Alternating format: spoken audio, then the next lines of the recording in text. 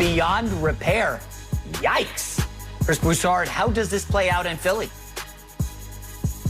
Well, it seems like it's coming together for the perfect trade, right? I mean, they want Damian Lillard in Philly. Portland could start all over. They have a new coach in Chauncey Billups. You build around Ben Simmons. I mean, that's how this should end out. But it will take Damian Lillard going to the Portland Trail Blazers and saying, look, I want to be moved, and I want you to move me to Philadelphia. And I think the Blazers would work with Dame. Now, they're going to do what's best for them at the end of the day, as is Philadelphia. But I think it'd be a nice move for Portland. They're not going anywhere as they are currently constructed. They lost last year to Denver while Jamal Murray was hurt for the Nuggets. That same Nuggets team got swept by the Phoenix Suns. All right, so Dame threw out a few weeks ago. He threw out a scenario, a challenge to the Blazers that was impossible to make.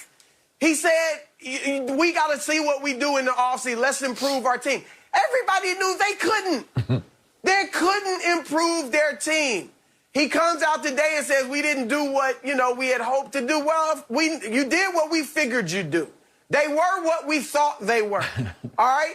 And so it was like Dame was putting something out there that they couldn't reach. I don't know if he knew that or not, but certainly people that follow the league closely knew they weren't going to be able to make a splash in free agency. It seems like because Dame has been so strong and adamant about being loyal to Portland, so strong and adamant in his opposition to super teams, that he doesn't want to move, that he doesn't want to be the guy to say, you know what, I need to go here to win a championship.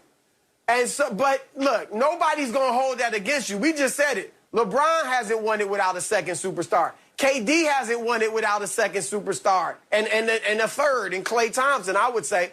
So nobody's going to hold this against Dame. And Philadelphia is the perfect place. They need leadership in the locker room. He gives that. They need a great point guard and shooter. He gives that. He's a perfect mix with Joel Embiid. It fits perfectly. And I know Ben Simmons doesn't want to go to Portland. That's the word out. So what? All right? You're not controlling this situation, especially when you're not going to behave professionally. If Ben Simmons wants to work with them on a trade, then work with them. But if you're going to ignore our calls if these reports are true and not answer our texts and ghost us, and we're supposed to trade you where you want to go, I'll trade you where you want to go if it benefits us.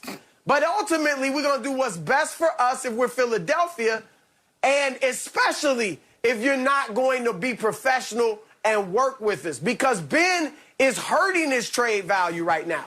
He's got good trade. Look, I've talked to people in the league that don't want to touch him. I don't want somebody that's scared to shoot. I've talked to more people in the league that really like him, that would love, that think you can build a team around him, kind of like Milwaukee built around Giannis with shooters, even though he's not as good and aggressive as Giannis.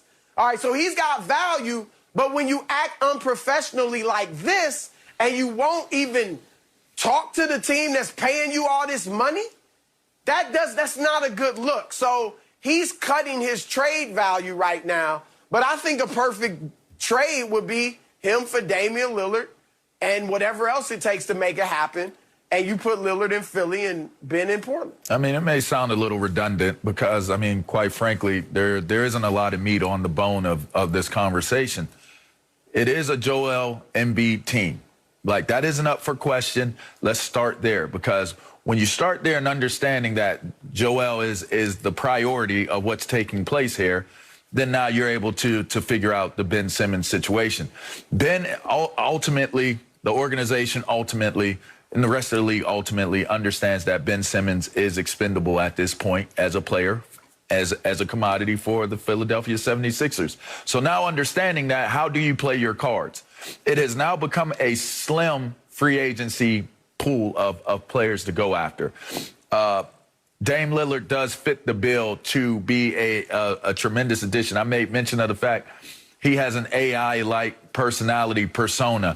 You know, they're into kind of the same things, the influence of it, the way he's gritty and tough and just has a certain demeanor about him that fits Philly-style basketball. So he would be a tremendous addition to this team. They added his trainer. That was a strategic move in itself. Sometimes there are things that you can't understand how and why they happen the way that they do. But I just wonder, in looking at Joel Embiid and establishing that it's going to be what's best for Joel Embiid to be the best player he can be for the Sixers, you look at it as it being a match made in heaven. You look at the skills and what Dame Lillard brings to the table. But then I started thinking to myself, could there be a conflict? And not a conflict in terms of how it would look or how it would play out on the basketball court. I kind of came to the conflict conversation point because doesn't it seem like there's a parallel connected to Joel Embiid and player relations? I mean, I start thinking about the Andre Drummond trade. What's the first thing we're discussing about it? The beef. Can the beef be settled between Andre and Joel Embiid? Now we're talking about the Ben Simmons situation. Let me tell you something. If one of my teammates didn't answer my call when we're calling, if there's one person that you can talk to in situations like these, it's your teammates. When I was having contract situations and things were falling apart with what was going on with me in Washington, I was on the phone with my homeboys. I was on the phone with my teammates. You know what we were doing? We were colluding. You know why we were colluding? Because that's how it's supposed to be. How do we make this work? I actually leveraged the team to put in a CBA deal running out. Hey, put the contracts that you're doing. If the CBA runs out, you got to get under the cap, which this may be not understandable, but just bear with me. I had them guarantee the contracts of my defensive teammates before I would do the deal to restructure my deal so that everything fit in proper perspective for the salary cap. They didn't do it. We ended up going a different direction. But the point of the story is you would never sell out your teammate if the relationship is strong with your teammate. So this is a deteriorated situation, and it makes me wonder, is Joel Embiid the one that has to take a look in the mirror and say, people don't want to play in the sandbox with you? Like, we're going to bring Dame Lillard's, trainer here. We're going to do this, and we're going to try to make concessions to try to make this a soft landing in a more appealing situation. But us as players, we know one another. And we know what we think about one another, how we interact with one another. You'd be like, oh, dude is weird, or this dude is a bum, or, oh, he's a G. That's an OG. That's a triple OG. You know who's who by now. Yeah. I wonder, is this a situation that's brewing where we think that it's the best situation for Dame Lillard? But the type of dude Dame Lillard is, he seemed like an OG to me. Yeah. I don't know that he goes in there and deals with some of this stuff that I feel like this is the reason why Embiid has issues with his teammates. Why do you have a situation where Simmons isn't answering your calls? So to me, I get a little bit skeptical now as to if Dame Lillard is a great fit for this team. And quite frankly, we talked about Luka and who's going to play with Luka. He's ball dominant. You know who's ball dominant? Joel Embiid. Joel Embiid is ball dominant. Yeah. And what's interesting about that is, no, of course he is ball dominant. Yeah, he's a ball. He is ball dominant. And here's the thing. Here's the thing about Joel Embiid.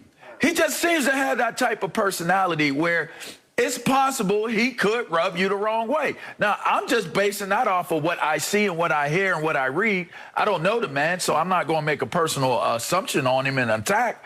But I just wonder if it begs to have the discussion of, is it the proper place to go play as long as Joel Embiid is the main focal point of the team? Well, two things to back up LeVar. He did get into it with Shake Milton last year. Remember, there was like a towel thrown in somebody's face on the bench. And after the Game 7 loss to the Hawks, Embiid made some comments about Simmons that were not great. I think I read somewhere that Ben Simmons has not been back to Philadelphia since that series loss.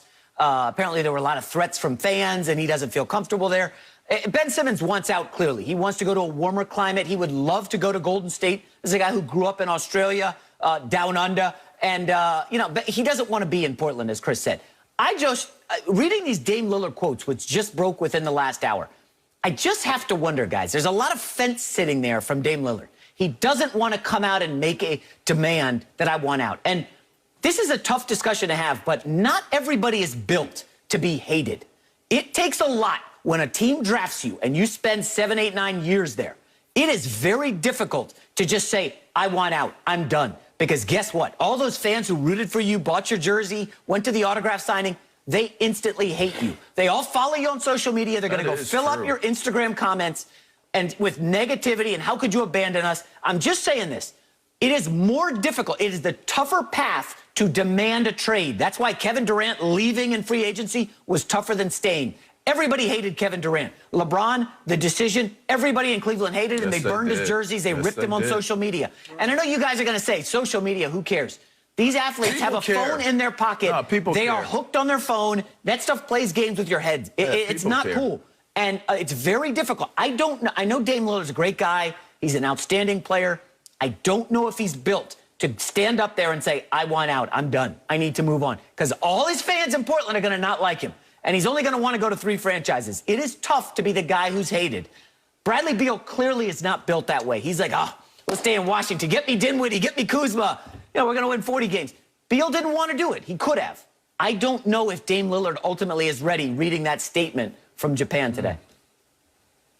To your point, J-Mac, in these situations, you either have to be an Allen Iverson or Russell Westbrook, where you're like, look, I'm good where I'm at. I'm going to give my all. I'm going to give 150% to win a championship. We're going to try our best. And if we don't, I can live with that.